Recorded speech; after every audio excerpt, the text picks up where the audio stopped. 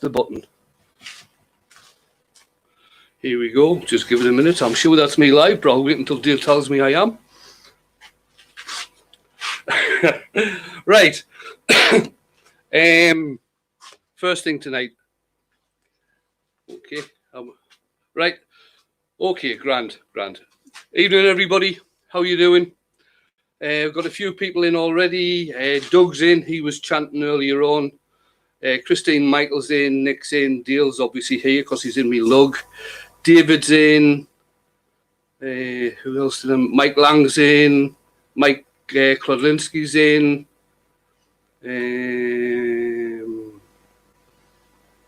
Chrisky Wood Creations. I haven't seen that name before. Is that somebody new?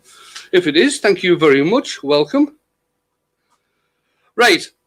The other day, can't remember what day because my memory's good like that. I did the flower dish, and part of the video corrupted, so I couldn't actually show you the wee jig I made for the hot air gun for drying paint, if anybody that does paint. Now, this is not my idea. I got this idea from Mick Hanbury, from a video he did. Mick does a hell of a lot of colouring work, a lot with chestnut colours and a lot with Joe Sonia colours as well. So I've learned loads and loads from him. I'm just going to pan the camera down just so I can show you the jig quickly. There you are. So what I've actually got, I've just got a piece of plywood. I've got the hole drilled so it goes into the tool post.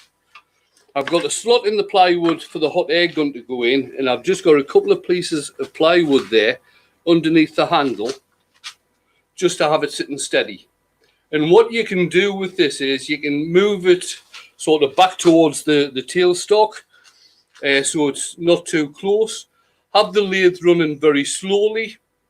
Switch the hot air gun on or hairdryer if you use a hairdryer, and you can just let it spin away so it doesn't get a hell of a lot of heat and it doesn't bubble up and things like this, and it just gets the paint dried nice and gentle. So I just thought I'd show you that. I'll get this out of the way now. I'll bring the camera back up.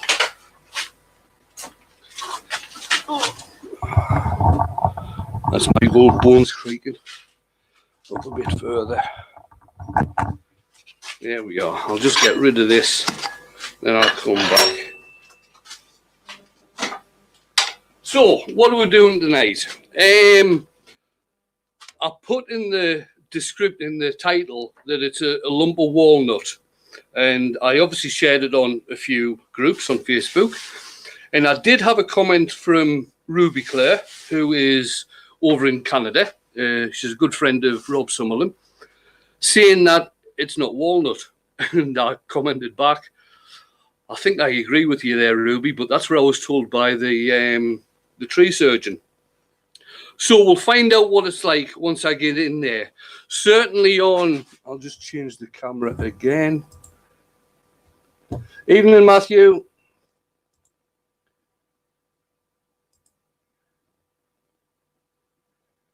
Right, so this is the piece that I've got on there, and I have noticed there's quite a few. This is end grain, and it's a crotch piece, and there's 1, 2, 3 crotches. See that? I can count to 3. But it seems to be a lot of medullary rays in this, and you get that a hell of a lot in oak. I haven't seen it a great deal in walnut, to tell you the truth, so I'm not very sure if it is walnut or not. I'm just getting me tool rest set up. So what's the plan? Do we have a plan?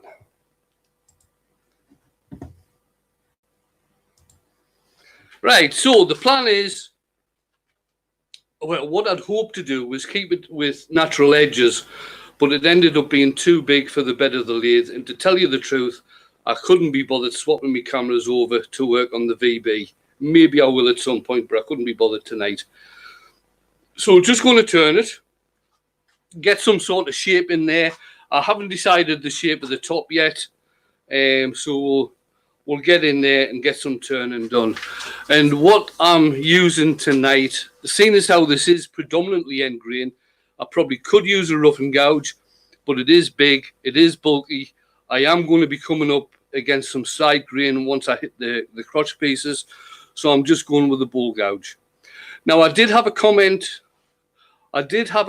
on the boxes I did last week, and this was from a new subscriber and somebody new to wood turning as well, asking if I'd explain a couple of things. I'll not be able to do it all tonight, but he was actually asking about the angles that I use on my gouge, on my bow gouge. I use a 45-45 angle on mine. So I've got 45 degrees set up on the gauge there. And if I bring that in, you can see from the bottom of the gouge going up the bevel, that's 45 degrees. And also if I turn it the other way, from the flute of the gouge going down to where it's sharp, that's also 45. And I've got it on a fingernail. So it's a fingernail grind on this one. My smaller gouge that I use as well, that's got more of the, it's not focusing very well, but that's got more of the swept back grind on there. I'll just change the camera angle again and we will get on and do some turning. Which one am I on? That one.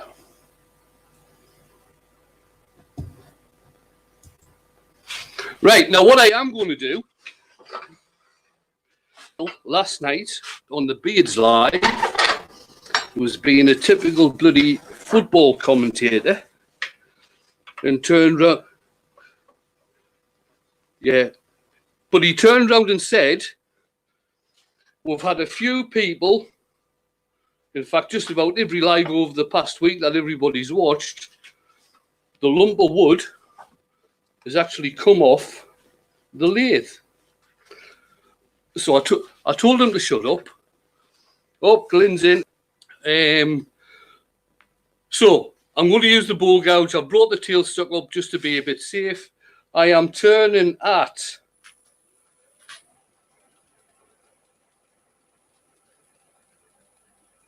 all right, okay. Fine. Hi, country girl. Hi, Claire. I'm turning at about 450. That's going to be about the safest I can do at the moment.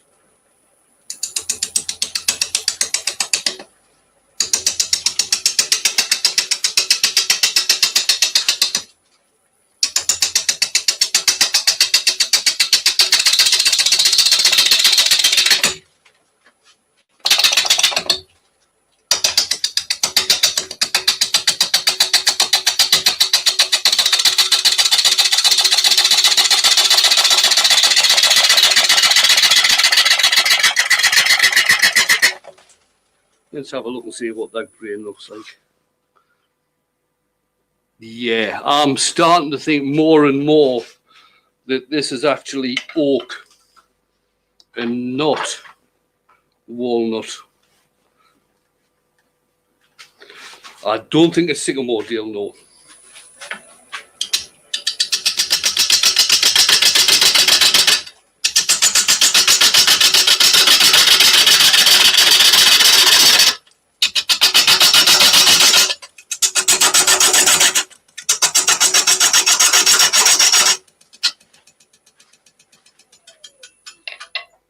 The rest has moved a bit there.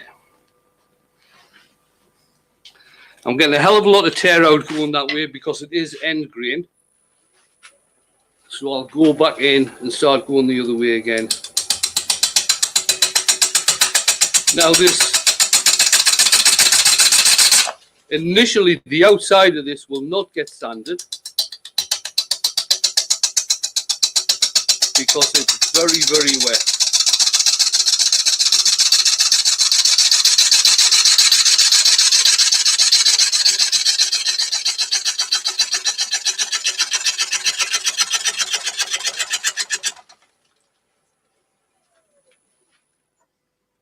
All right. Because it's coming up great here.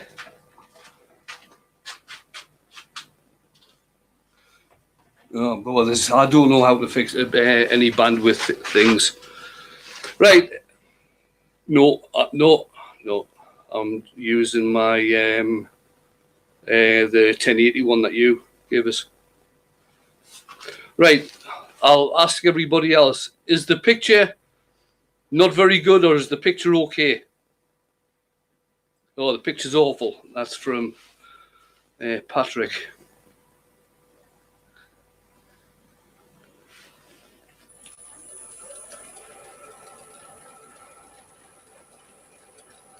Hi, Billy. Sorry, mate. I started without you.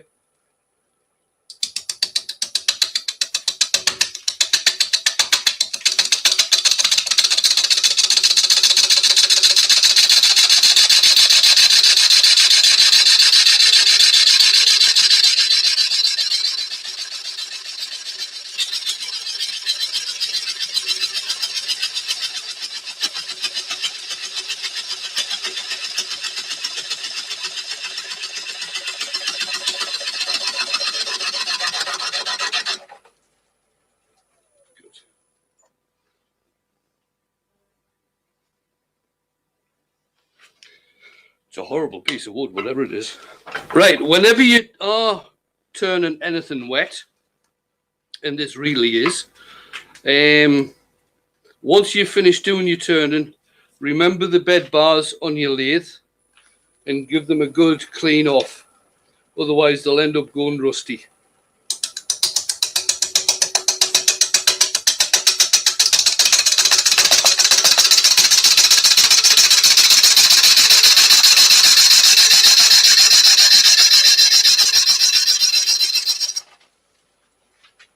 Is the good.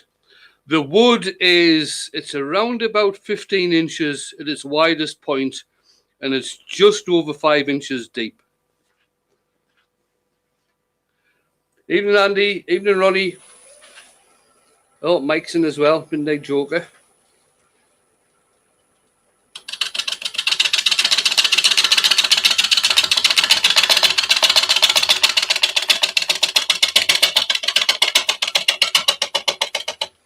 Just trying another cut that.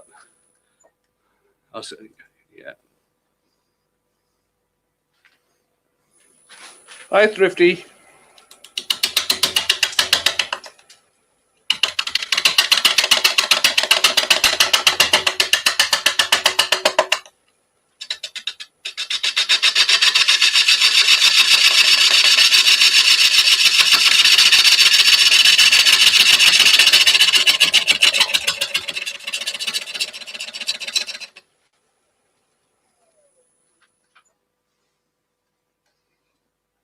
Very good. This is going to end up being an absolute pig to turn. It really is. But that's what we're here for.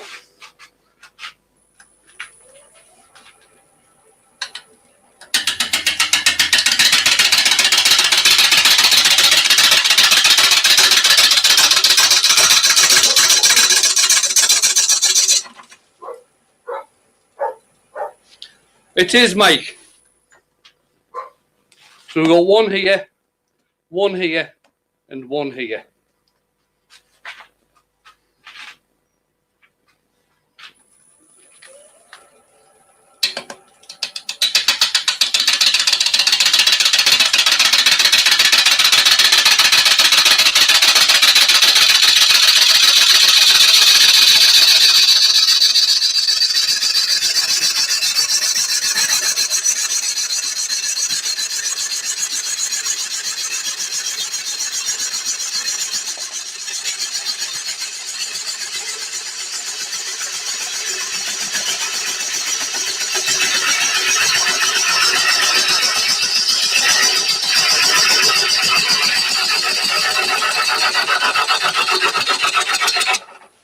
I love cutting wet wood. Right, bear with me. I'm just going to get a different gouge. I'll probably have to give this a quick sharpen. I'll not be long.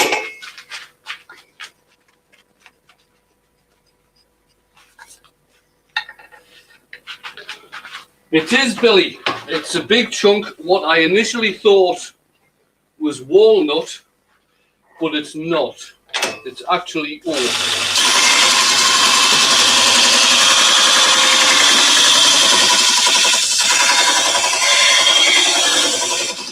Yes, Glenn.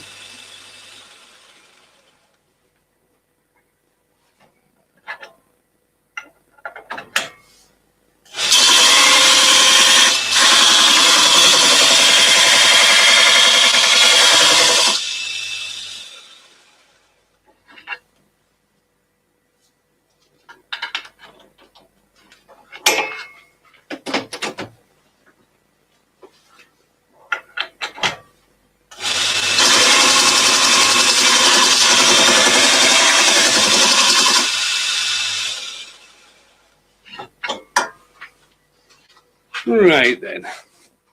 So, yeah. Evening, JP. Right, here we go. So I've got my smallest gouge here. Robert Sorby, 3/4 inch. Let's see if I can get this speed up a bit.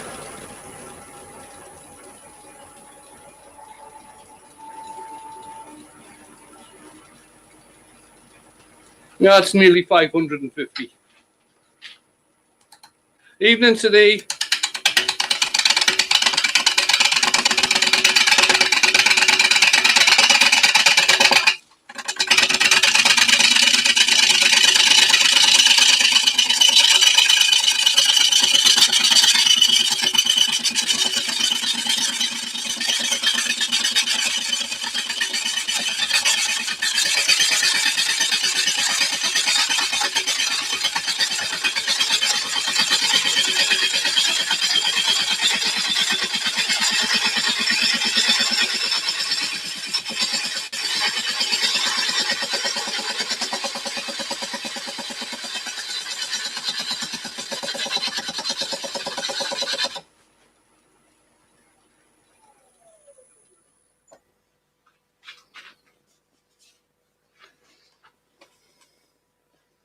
We're getting there.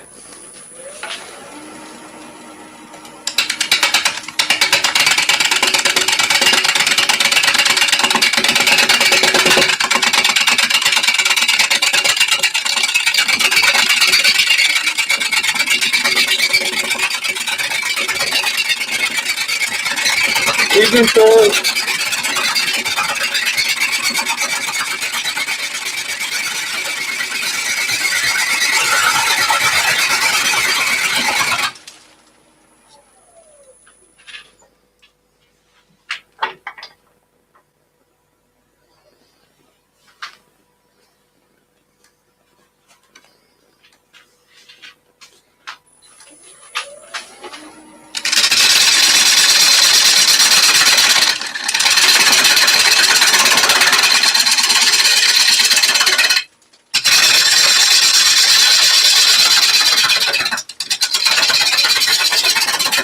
For some reason I'm getting a hell of a lot of chatter off that gouge.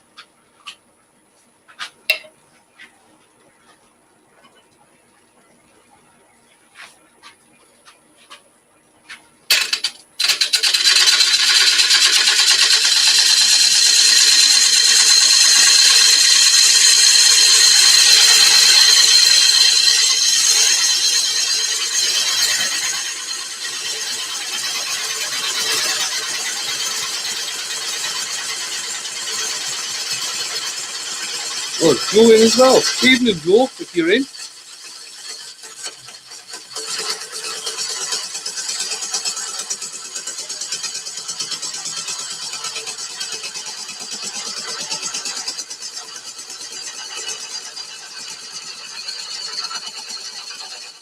Yes, Andy, I will certainly do that if you're in your shop.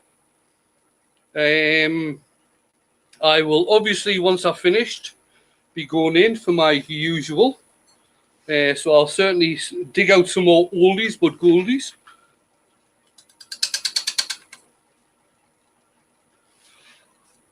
Oh, JP, thank you very much, man. Much appreciated. And I will definitely bring a bottle of Asbach down to Maker Central. Oh, you were asking last night, Dale. Asbach is a German brandy. The favourite of any squaddy who spent time in Germany in recent history.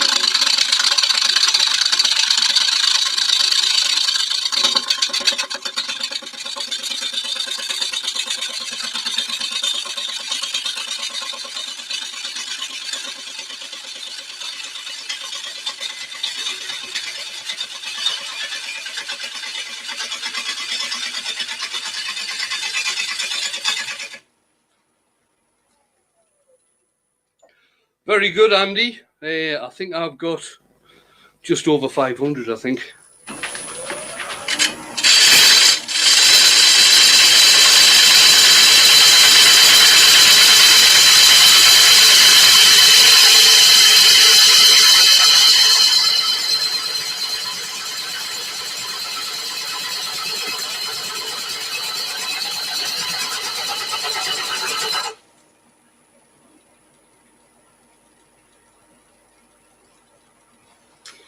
Yes, Christine and Michael. The price of us back over here, I can only afford to take one bottle.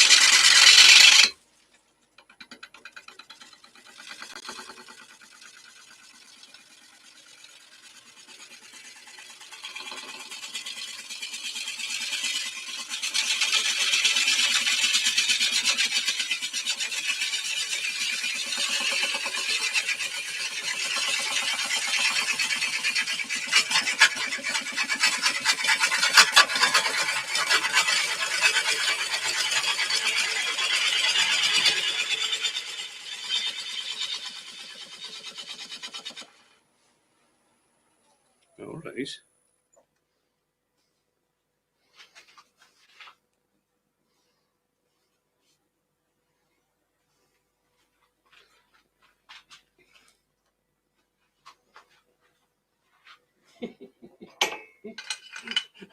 Let them see how they feel about being on the naughty step.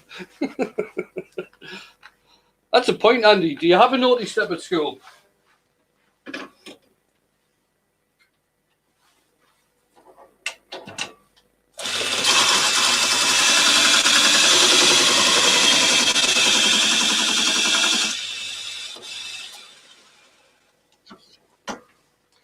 Right,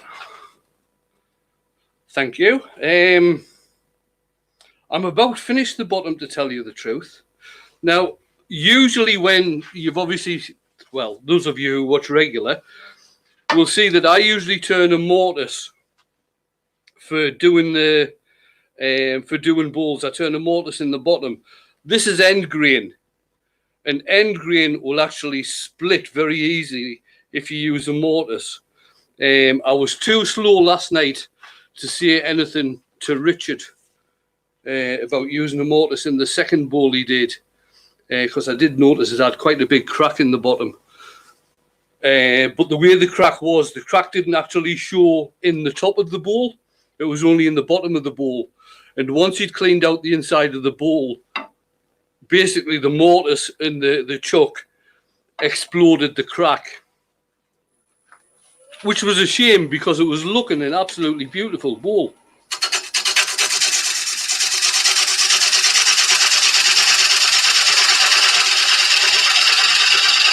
Oh, here we go. Here we go.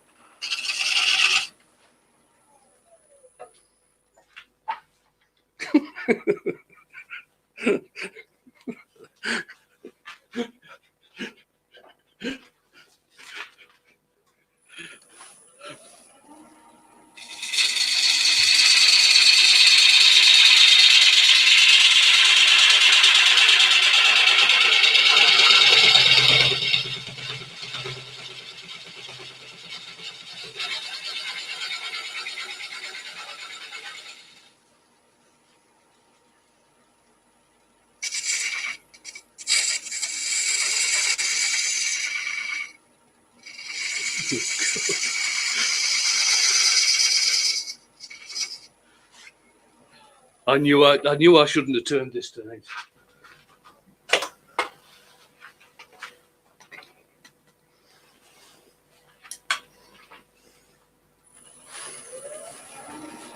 Thank you, Claire. That was.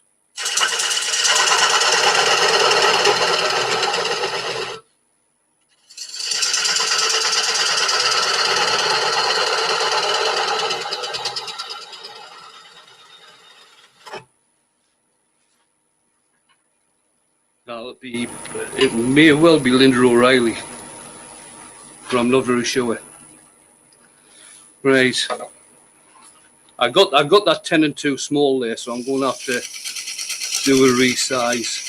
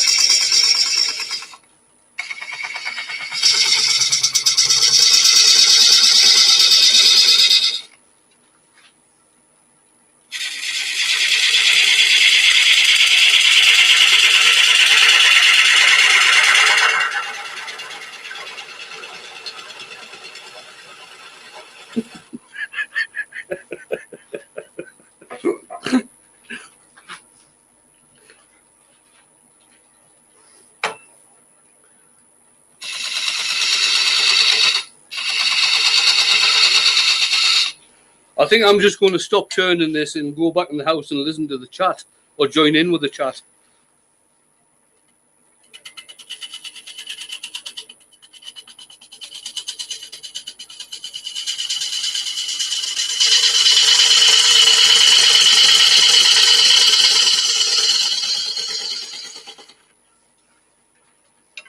Right, let's see how that one is. Yeah, that'll do fine. Just want to have a quick measure just to see how deep I want the tenon.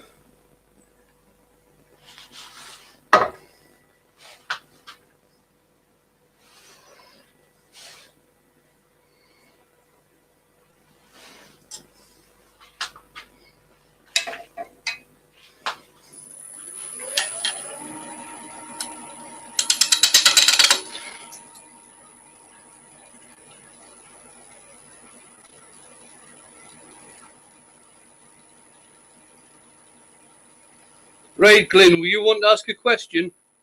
Or did you already ask a question which I missed?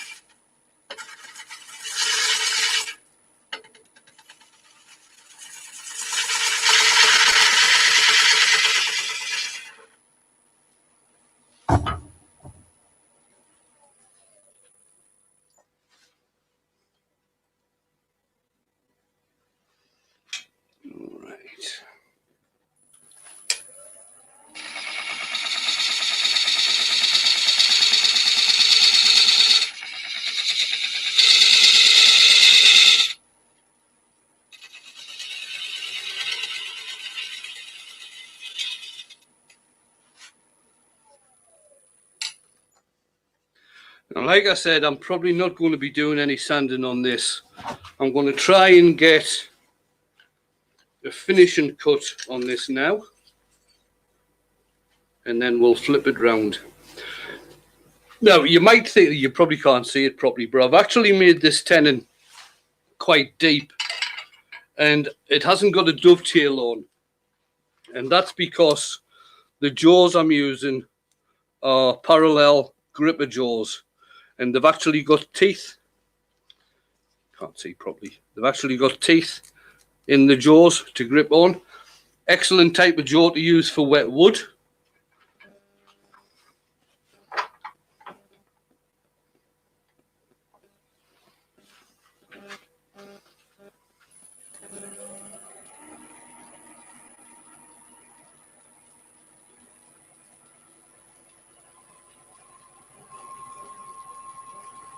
Right, that's me just over 600 there now.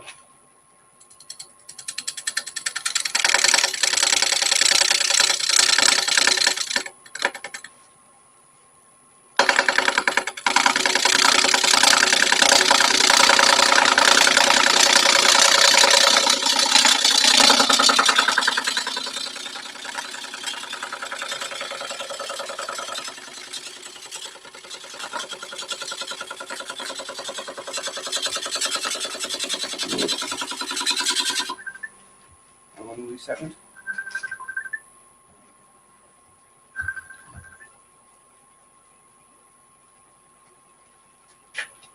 Dale and I must have got cut off. He was just trying to call us there.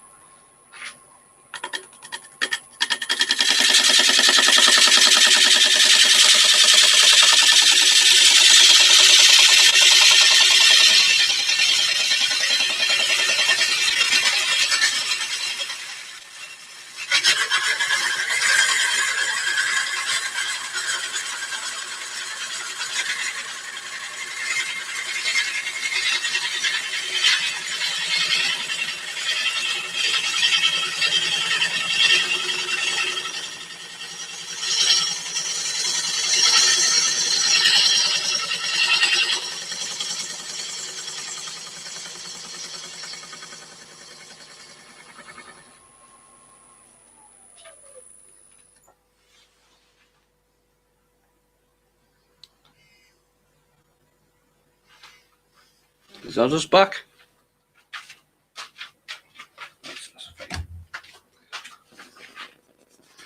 No, me neither, but I'm not going to worry too much about this. Right, I've just got a little bit of a ridge here that I want to get rid of, because like I say, I'm probably not going to sand this tonight.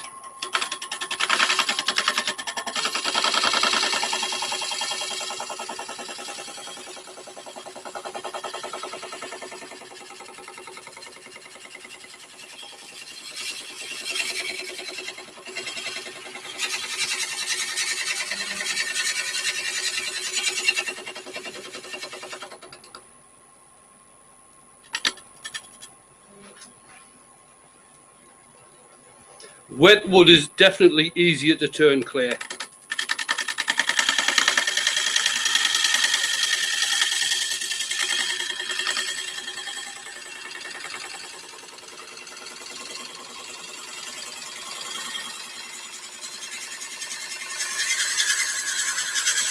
Evening, Steve.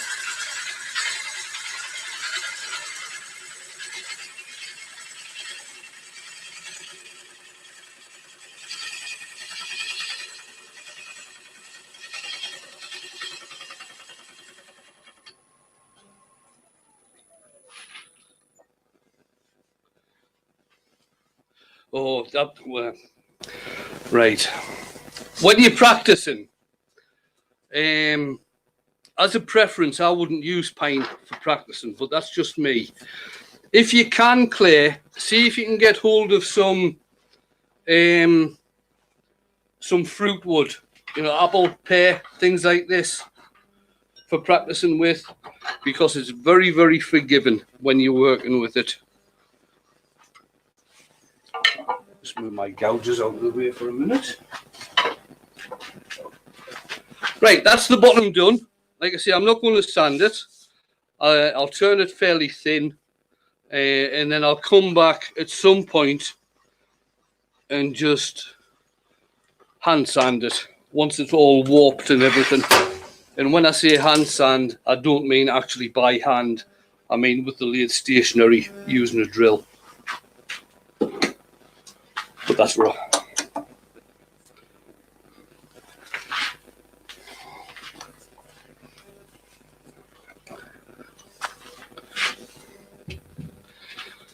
Right.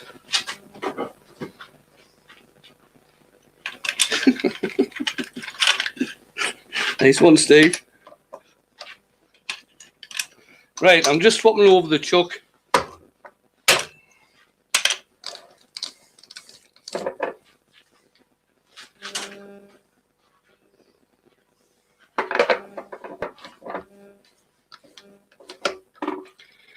Now again, I just had that.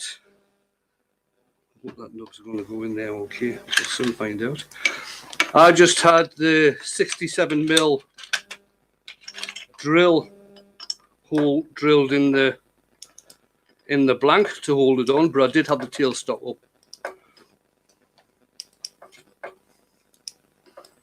No, that's not going to fit. Give me a second while I get rid of the nub off the bottom of here.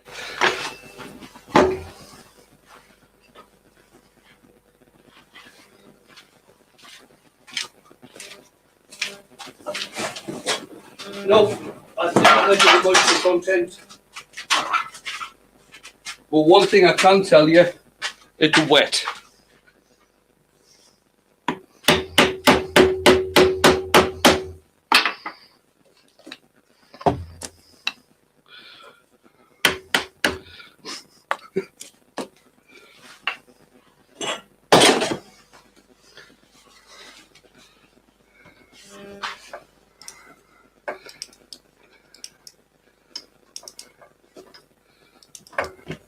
That's it.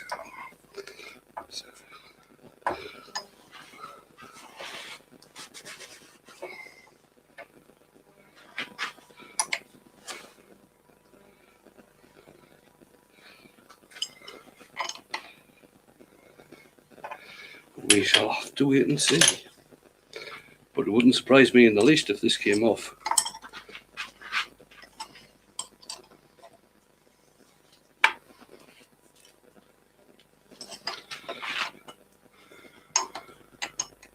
Nope, didn't sand it, Doug. Not going to.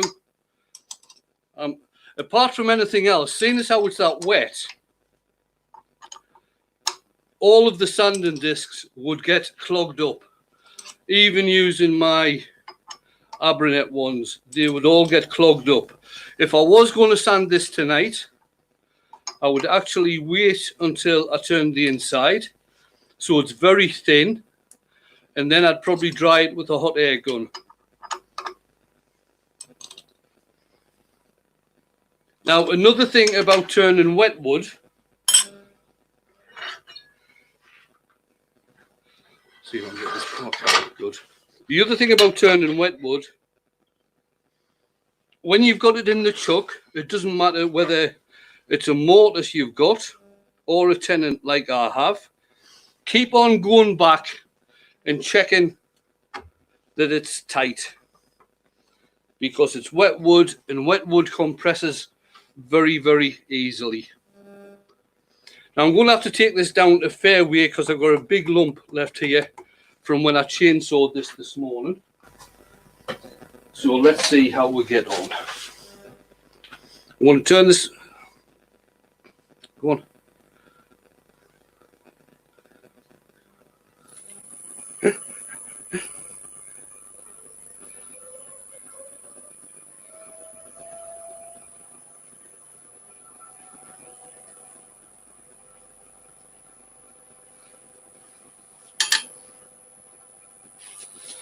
Change this blade around.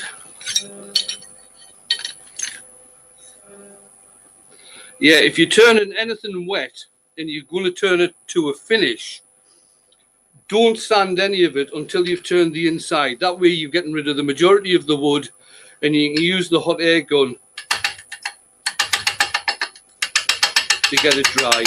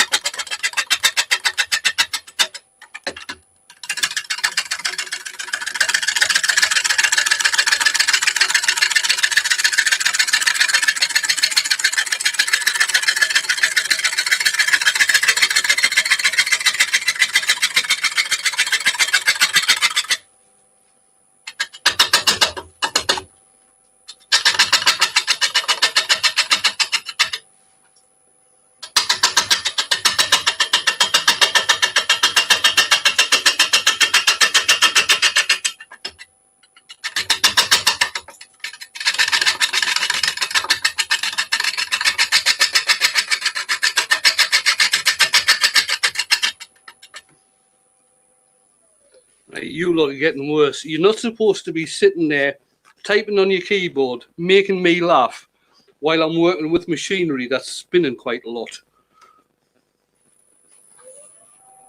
It's very unfair. It's funny, but it's very unfair.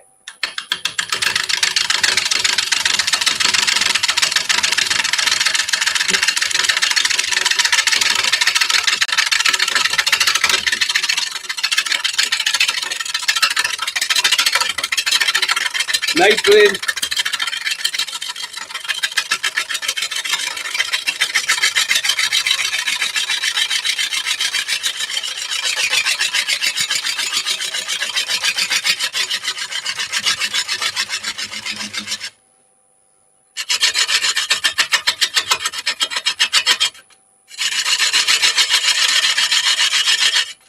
Oh, that's a good idea, JP. Never thought of doing anything like that.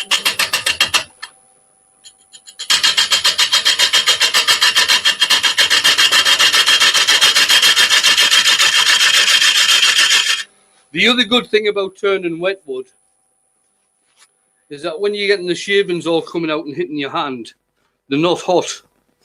It actually cools your hand down rather than burning it.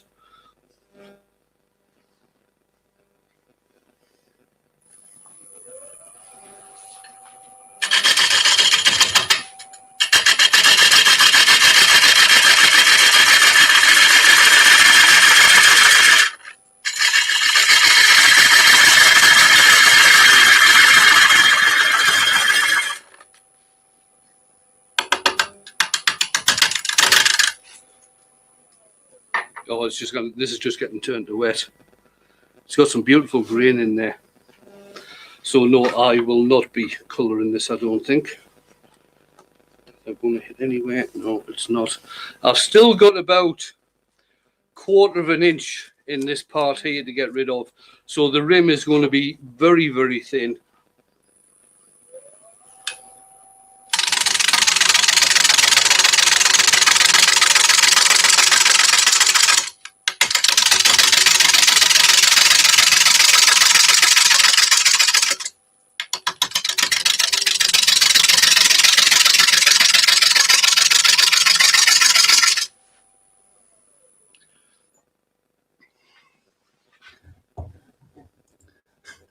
Thanks, Steve.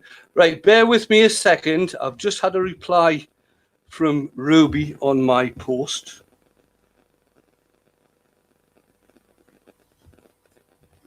I'll just, right, bear with me. I'm just going to reply to this.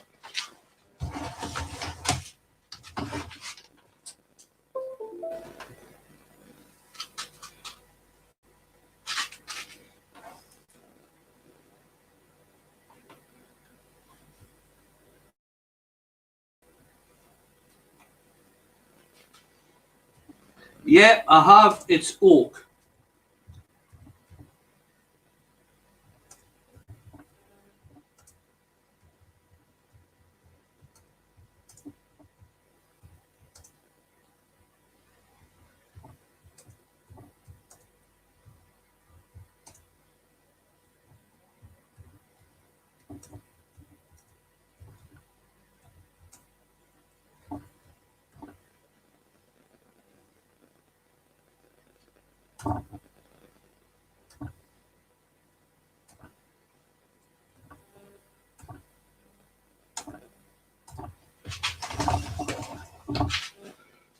I'm back.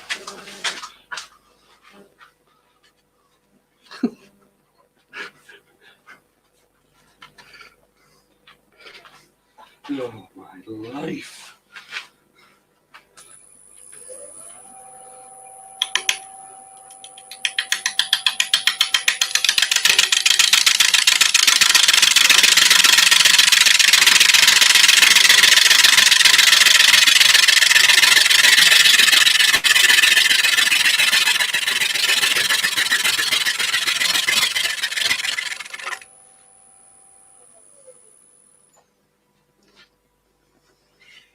That's a better finish. Right, the rim is down to 1/4 of an inch. on there. I'll start removing some more wood.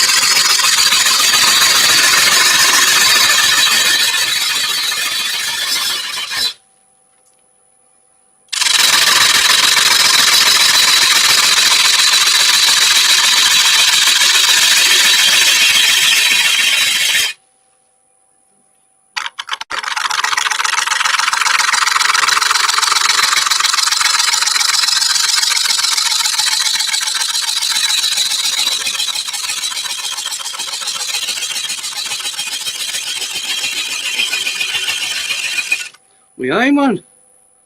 There's no better than a Geordie Bobby wood.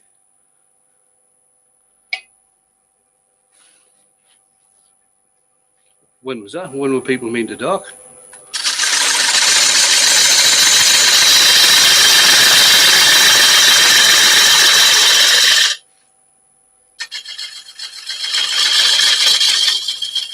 No, Leona, I've never done one of them.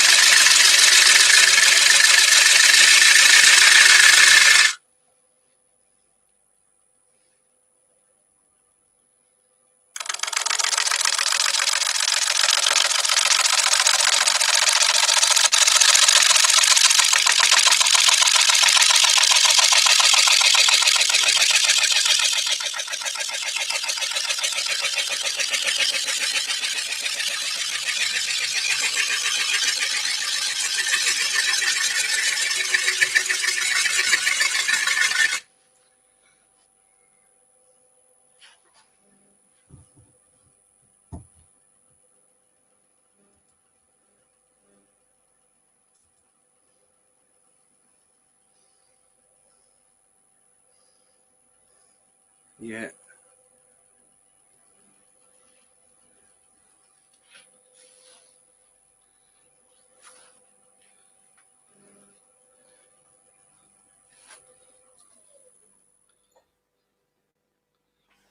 Yes, I do leave the center in there to reduce vibration. And if you are turning anything really wet, or even if you turn something dry, but if you're turning anything that's going to have a thin wall, you're always as well finishing where you're turning and not going back to it. Get it down to a finish. You can even sand it if you like. Obviously, I'm not sanding this tonight, but you can even sand it down to where you finish and don't go back to it. Because once you start removing the bulk out of the middle, the rim is going to start vibrating like hell.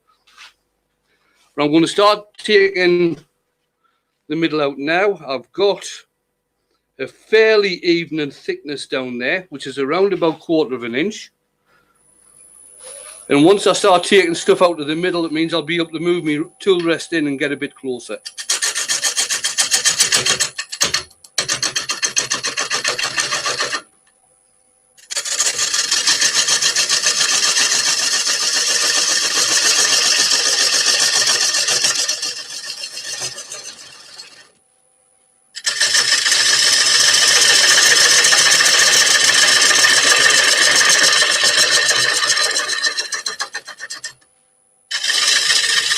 Yeah.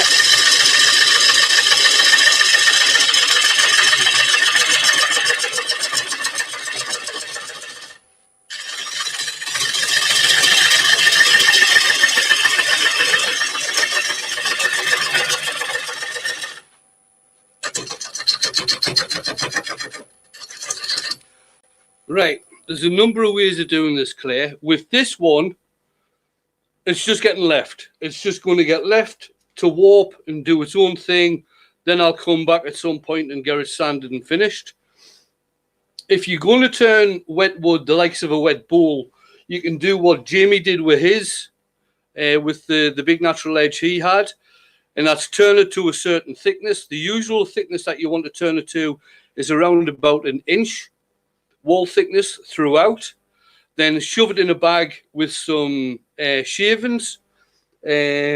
Weight first. Shove it in a bag with some shavings, and then go back to it every so often. Change the shavings, weight again, and what you're looking for is the weight of the bowl to be the same on 2 consecutive weighing periods. That way, it's got down to a stable level. You can also do microwave drying. So on the microwave, basically, obviously you need a bowl blank that's going to fit in the microwave, not one that's too big. But if you use a microwave, run it on half power for about 30 seconds at a time. And again, weigh the piece before you put it in the microwave. And what you're after, do this over a period of days. Don't do it in one sort of setting, one sitting. Otherwise, you're just going to end up cracking the bowl. But if you do it over a period of days, what you want is the weight, again, to be consecutive after 2 times going in the microwave. You could also build a kiln. A lot of people are using old freezers these days for kilns. And all you need to do is stick an air vent in somewhere so the moist air can get out, and put a 60-watt bulb in there. And that seems to work very, very good. It's something that I'll keep on meaning to try. No, it wouldn't work with a pizza oven. Well, it might work with that, but I don't see the point in paying 700 quid for a pizza oven and then using it as a kiln. But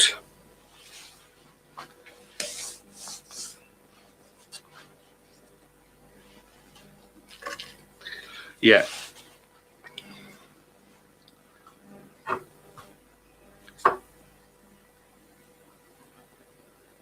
Another way to do it, Dale's just giving us some chatter here, but another way to do it is to get a bag of silica,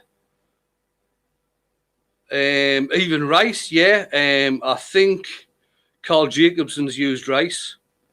I can't remember if he's used the silica gel packets as well, but you can actually buy that in bulk. But that's another way of doing it for drying out bowls as well. And it's certainly a lot cheaper than buying bowl blanks because they're bloody expensive.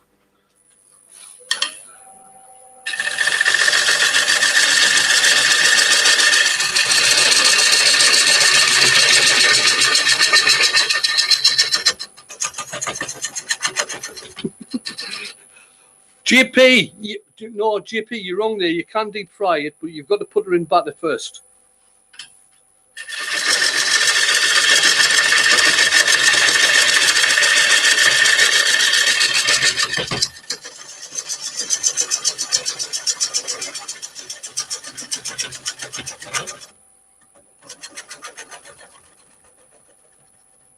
All right.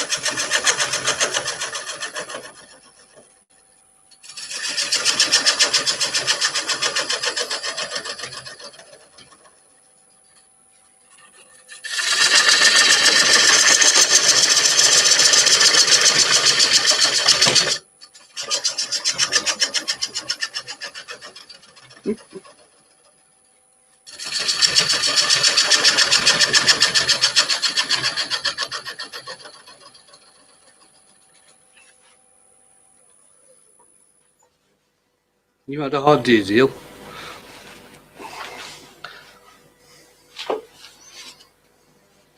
Bit far to travel, Claire. Let's see if I can get the speed up a wee bit more here.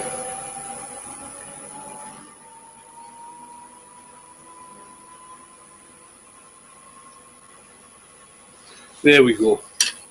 Up at about 650 now. Oh, that's better.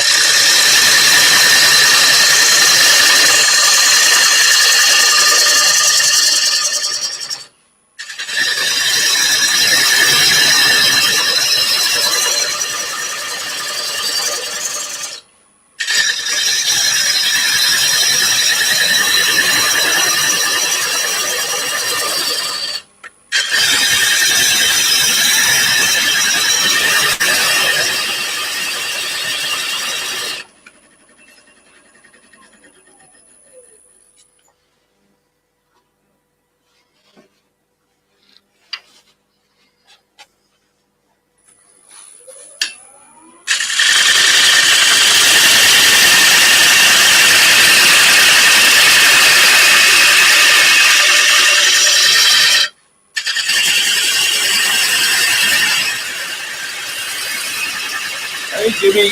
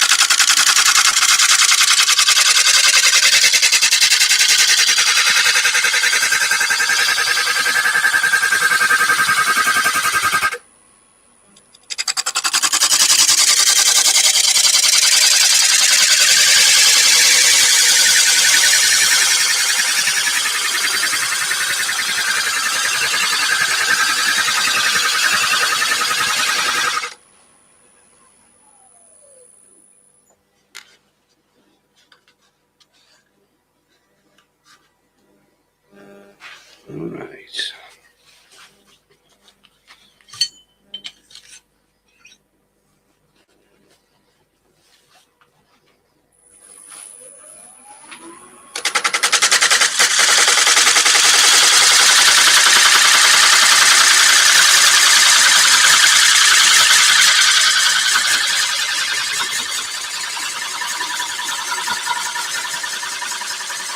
Thanks, mate.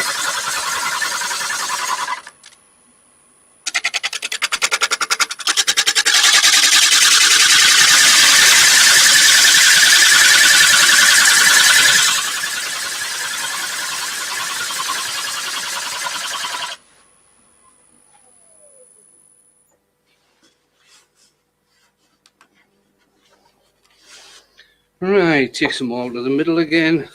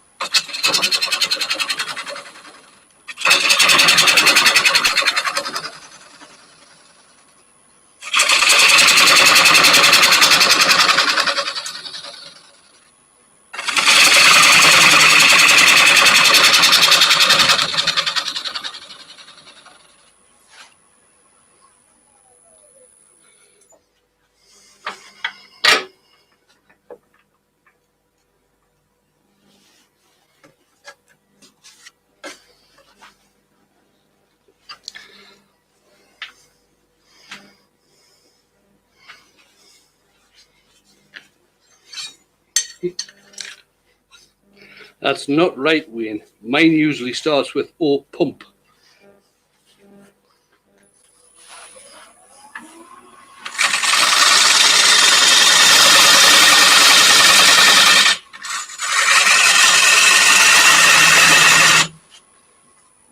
Chat amongst yourselves, I just need to sharpen this again.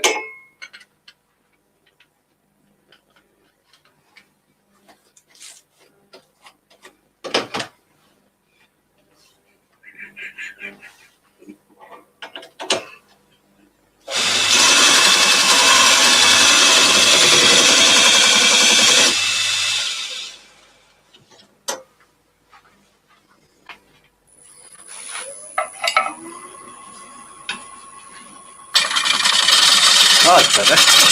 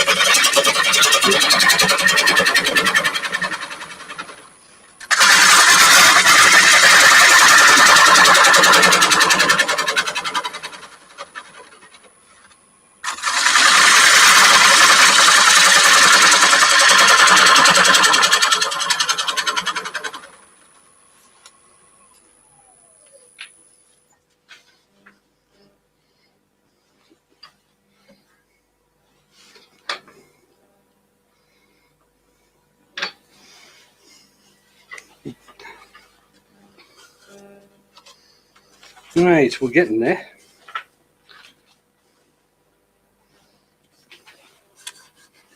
Now, I know I probably shouldn't, but I just want to come back to this bit here. I've got a wee bit of tear out that I'm not really happy with. You'll probably hear a lot of vibration here.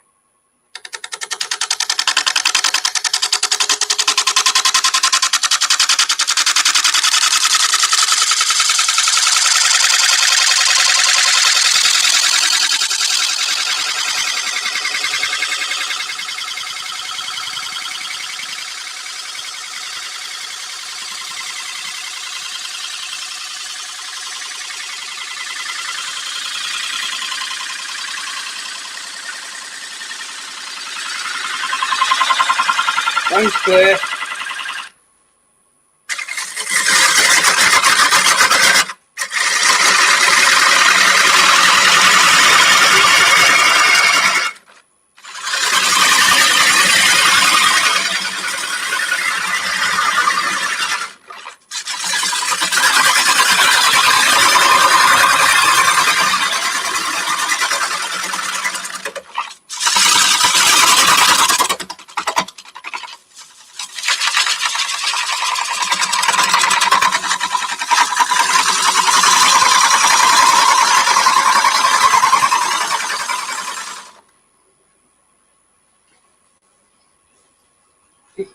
Evening, Doc.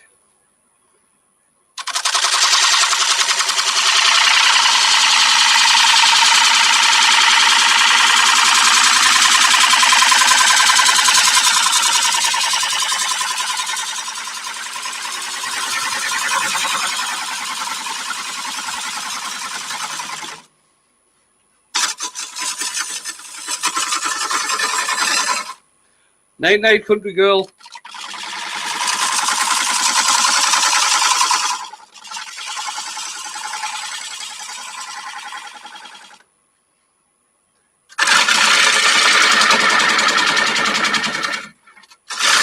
Evening, Caitlin.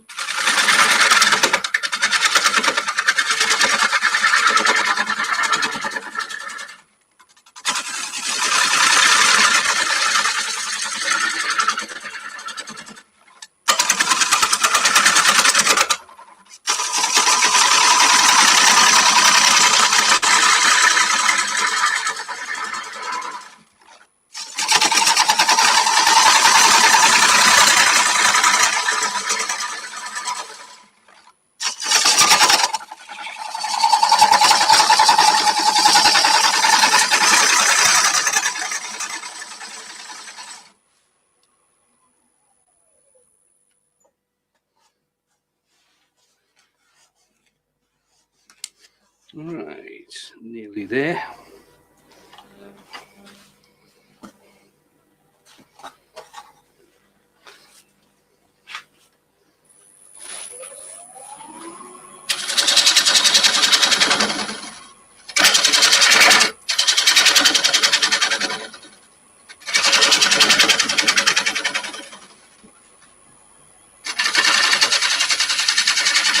Thanks, Caitlin.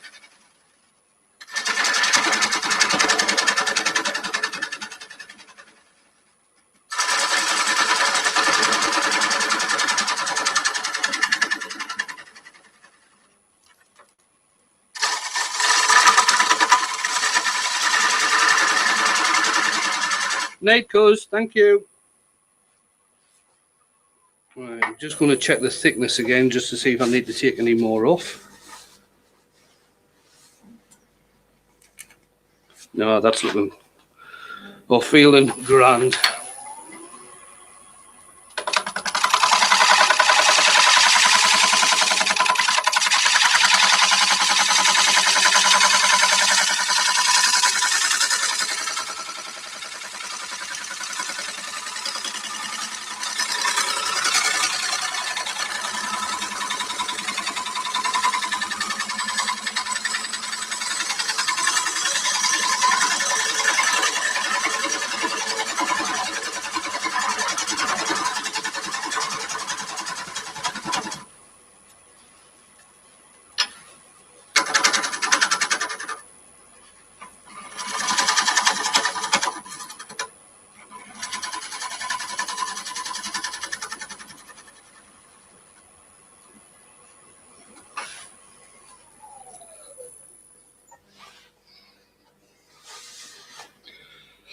How wet is wet? I didn't check the moisture content, Caitlin, but this was actually cut down in log form around about 3 months ago.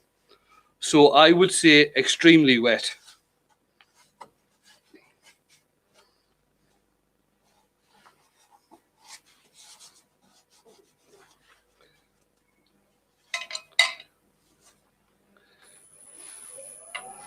I shouldn't do this.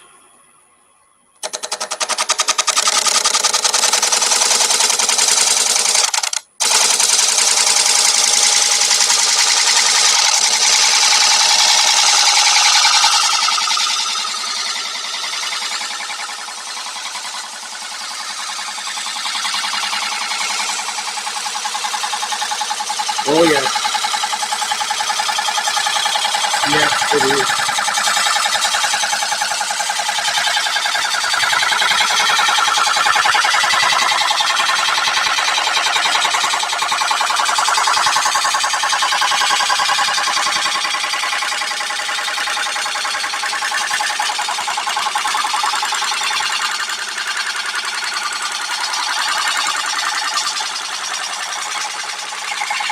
Yes, Caitlin, it will definitely change shape.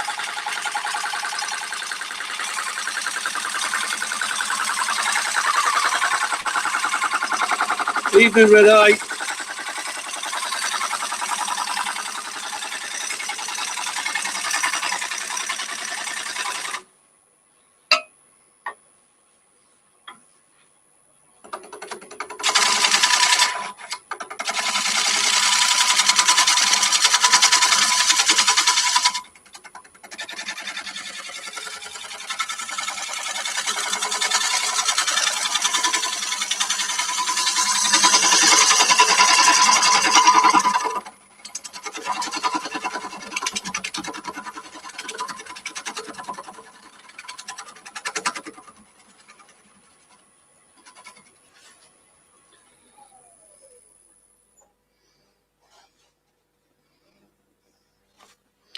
Right, this is probably, when I say it is going to warp, it's definitely going to warp, but it's probably going to take a wee bit of time to do that.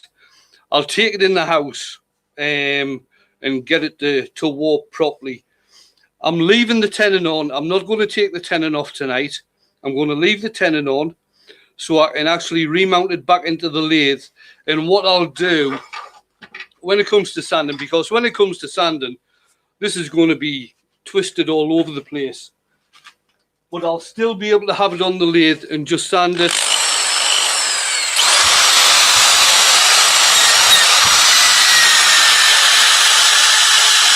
I can just sand it like this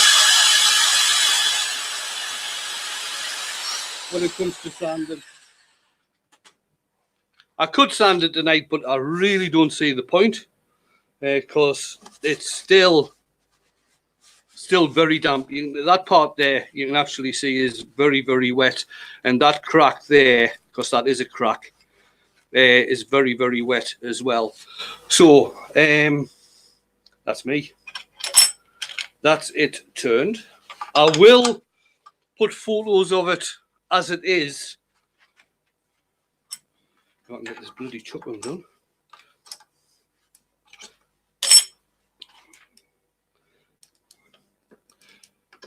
Well, I hope it was benign, Doug. Right, so light's not very good, but that's it. I'll change camera. Might get it better on the other camera.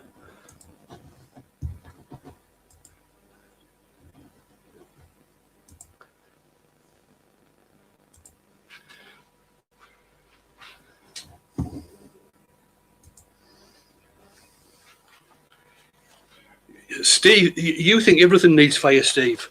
I'm getting a bit worried about you, Sunshine. So there we go.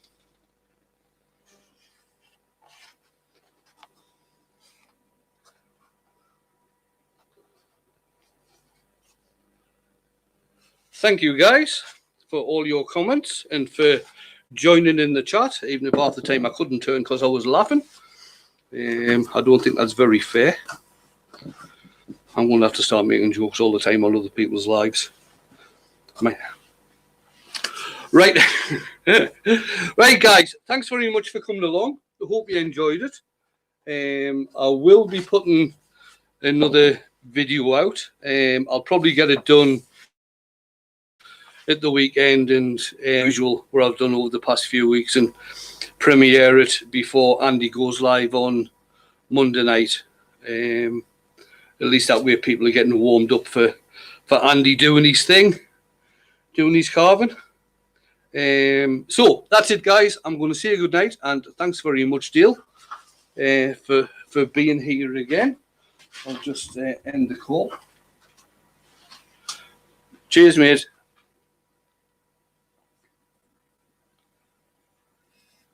Right, any questions before I go?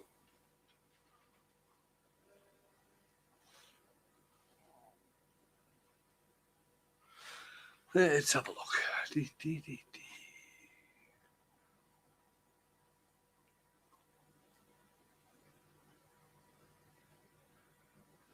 Right, doesn't look like there's any questions. I will come back and go through the chat, and if anybody has asked questions that didn't come up during the live, what I usually do, I'll go back through, have a look at the chat, see if any questions have come up that I've missed, and if I have missed any, I answer them in a message. The meaning of life, Steve, you should know that, Sunshine. It's 42. I thought everybody knew that.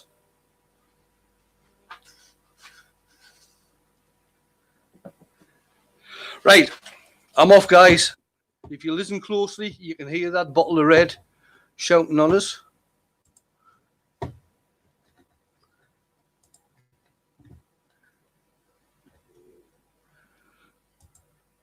Night all. Here we go.